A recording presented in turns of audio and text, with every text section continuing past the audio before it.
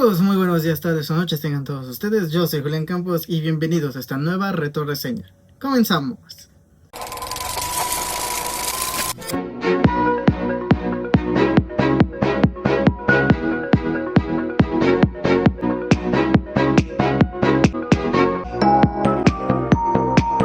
Estrenada en el año 2007, nuevamente dirigida por Sam Raimi y protagonizada por Tobey Maguire, Kristen Dunst, James Franco, Topher Grace, Thomas Hayden Church, J.K. Simmons, Bryce Dallas Howard y bueno, entre muchos otros, ¿no? Spider-Man 3, Spider-Man 3 o El Hombre Araña 3, tercera entrega de esta, pues tristemente, trilogía que dirigió Sam Raimi allá en principios de los 2000s.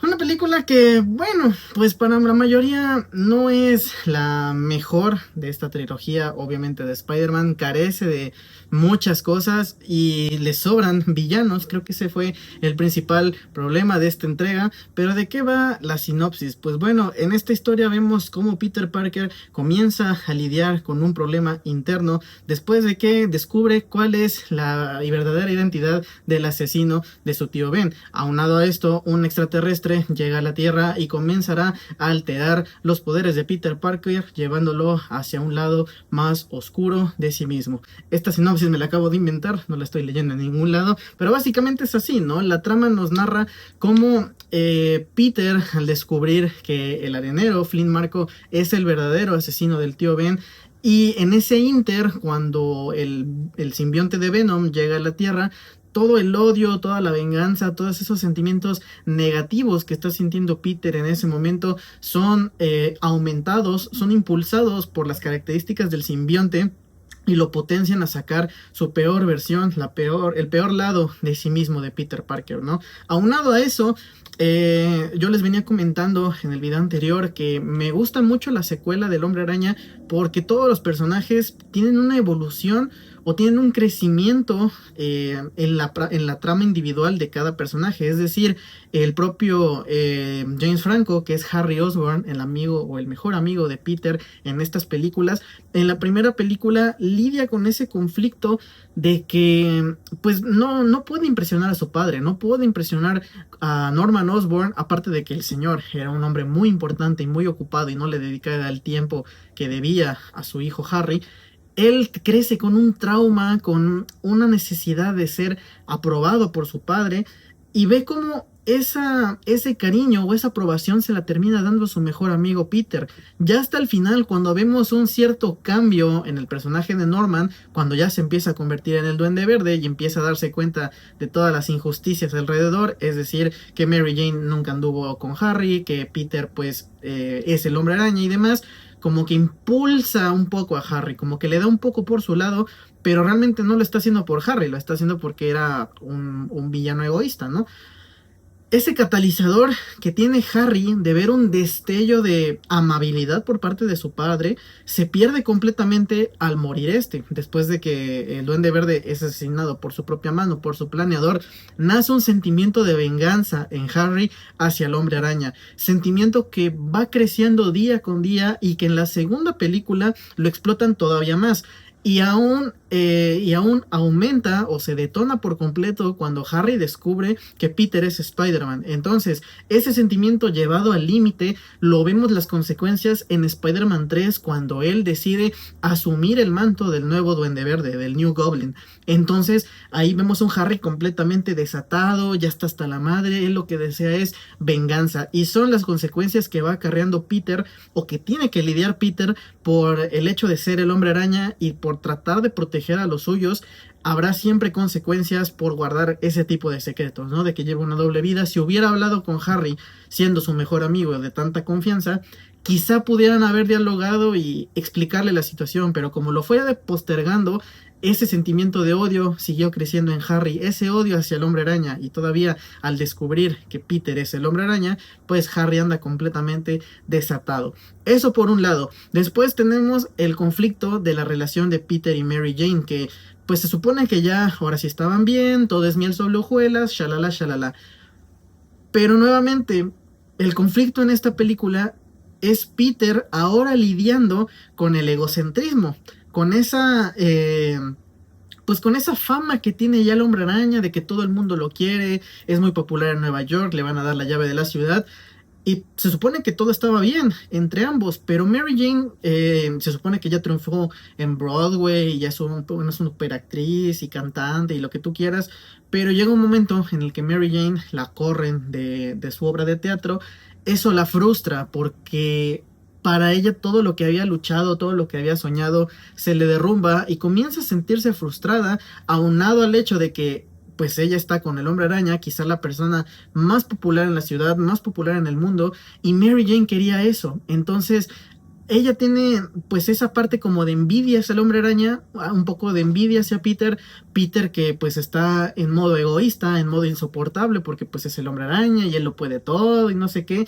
Y ahí es cuando empieza a ver ese roce en su relación, esa especie de conflicto que se va intensificando porque Peter empieza a tener más responsabilidades porque pues tiene el pedo de Harry, el arenero acaba de hacer su aparición.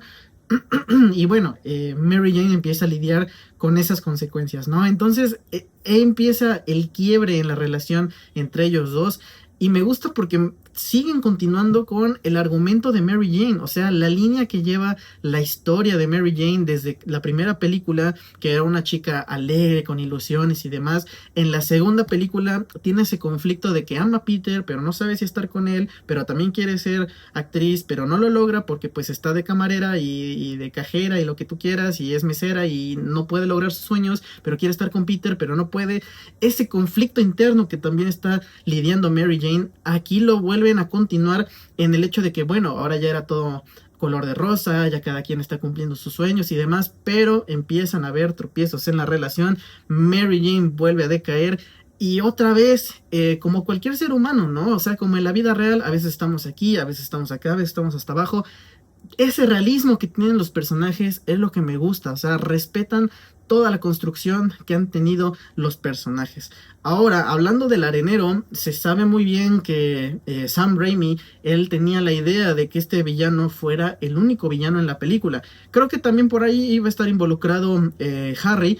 Y personalmente, o sea, hablando de Sam Raimi, él comenta que nunca le ha gustado el villano de Venom, pero que el estudio lo presionó, lo obligó casi casi a meter a Venom en la historia, y se ve a leguas que está metido con calzador porque no le dan mucho tiempo en pantalla. Digo, tampoco es que Venom sea un personaje muy complejo, o sea, quizás actualmente en los cómics sí, porque ya ha pasado por muchos amos o muchos cuerpos, ha tenido muchas variaciones el personaje, que si anti-Venom, que si el agente Venom, que si Venom protector letal, que si Venom con los Guardianes de la Galaxia. O sea, yo sé que ha habido mil y un variantes del personaje de Venom, pero en aquel entonces pues no es como que fuera un personaje tan complejo. Hablando de Eddie Brock, también era meter en la ecuación al personaje de Eddie Brock, cómo lo adaptan para que adquiriera el simbionte de Venom. Entonces, para Sam Raimi eso fue complicando la trama, fue entorpeciendo, digamos,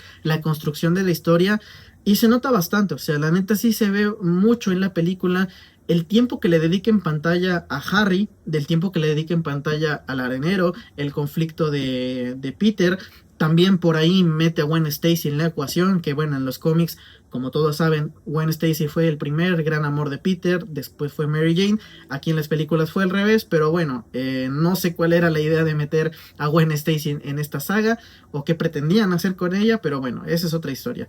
Entonces, pues sí entorpece un poco, sí se siente esa saturación de villanos, pero al menos yo como niño, porque esta fue la primera película que vi de Spider-Man en el cine, a los 7 años vi Spider-Man 3, y la neta es que a mí me encantó. O sea, la pelea final de Harry, Peter contra el arenero y Venom es un peliculón. La neta a mí me gustó, como niño a mí me emocionó bastante.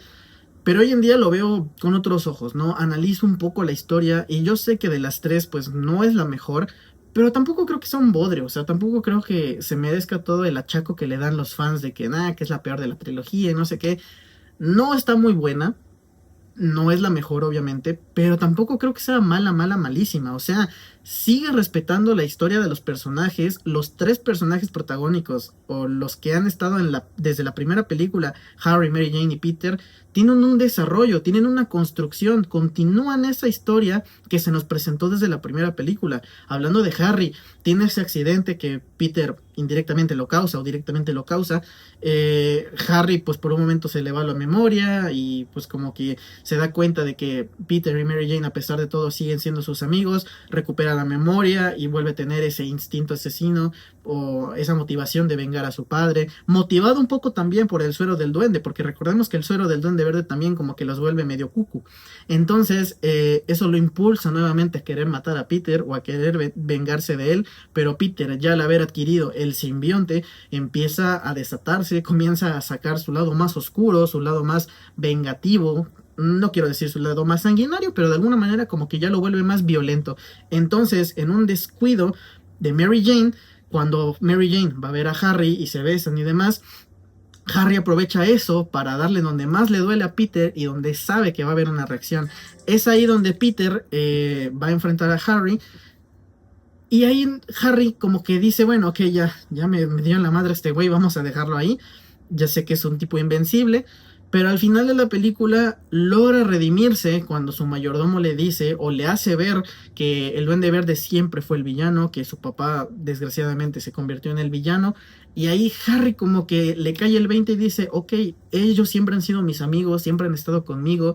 Yo la regué por ver a mi papá aquí, ponerlo en un estandarte y ver cómo se me derrumba, pues es malo, o sea, y en el interior él lo sabía, entonces se redime y ahora sí acude a la batalla final a ayudar a Peter.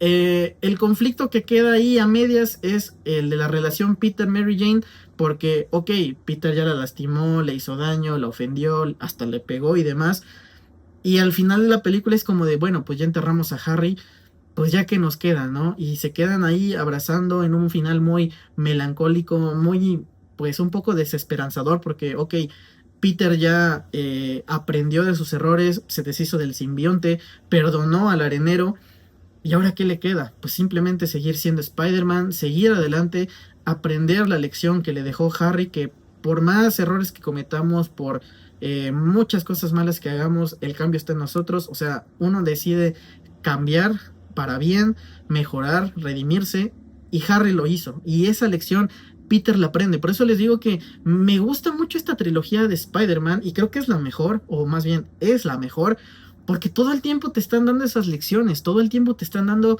esa enseñanza que Peter tiene que aprender a la mala, pero la tiene que aprender desde la primera película, de que pues por sus errores o indirectamente por su error dejó morir al tío Ben. En la segunda película aprende que pues ahora que tiene esta responsabilidad, ahora que tiene este don, tiene que ayudar a los demás, tiene que cuidarlos, tiene que obligarse a él a ser mejor cada día por ser un mejor Spider-Man cada día. Y por eso el propio Peter le dice al Doctor Octopus, trato de mejorar, ¿no? Porque siempre está buscando esa mejora continua. Y en la tercera película nos deja esa enseñanza de que uno mismo puede portarse mal, uno mismo puede cometer errores, pero al final de cuentas el cambio está en uno. Y Harry le deja esa lección que por más odio que tuviera, por más venganza y rencor que le tuviera Peter, al final decidió cambiar y decidió hacer una acción muy buena y noble, que fue salvar a Mary Jane, y ayudó a Peter a detener esta gran amenaza que era el arenero y Venom. Venom, pues como les digo, queda un personaje ahí a medias porque pues pudo haber dado para más. Lamentablemente lo mataron y ya. El arenero pues también aprende que el error que cometió, le pide perdón a Peter, Peter lo disculpa y eso como que lo sana en el alma, y eso también es un crecimiento personal para Peter Parker. Entonces les digo, yo sé que la tercera película no es la mejor, pero todo el tiempo continúan construyendo los personajes, todo el tiempo continúa aportando una lección a Peter y una lección para Spider-Man que lo sigue madurando, que sigue creciendo como persona y como personaje, y eso es un aporte increíble. Algo que no pudimos ver con la saga o con las dos películas de Andrew Garfield. La construcción del personaje pues no terminaron de hacerla.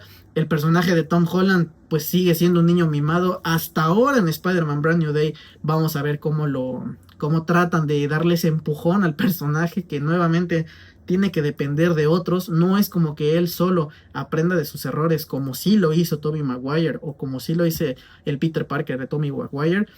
Este, ¿qué más? O sea, les digo, es un peliculón. La neta, a mí me gustó mucho Spider-Man 3. Yo sé que no es la mejor de la trilogía, pero tampoco es un bodrio como muchos le achacaron en aquel entonces. Entonces, pues grande Sam Raimi. Gracias Sam Raimi por esta tremenda trilogía de Spider-Man. Gracias Tobey Maguire. Gracias a todos estos personajes tan emblemáticos que a su manera adaptaron bien o adaptaron esa esencia de los personajes clásicos de los cómics y nos regalaron estas increíbles películas que ya quedan en la memoria y que, como les decía desde el video uno, marcaron a toda una generación y un antes y un después en la historia del cine y en la historia de los superhéroes, en cómo los adapta Hollywood a la pantalla grande. Hasta aquí el video de hoy, muchas gracias por verlo, en verdad los aprecio mucho. Todavía continuamos, todavía nos falta Amazing Spider-Man 1, Amazing Spider-Man 2, Rise of Electro, la trilogía de Tom Holland, que también ya me la comeré en su momento, ya vamos a criticar en su momento a ese Spider-Man. Y pues bueno, vamos todavía continuando el camino hacia Spider-Man Brand New Day y también nos cruzamos en el camino hacia los Vengadores Doomsday, el momento en el que todo el multiverso va a colapsar. Yo fui Julián Campos, muchas gracias por ver este video. Nos vemos a la siguiente.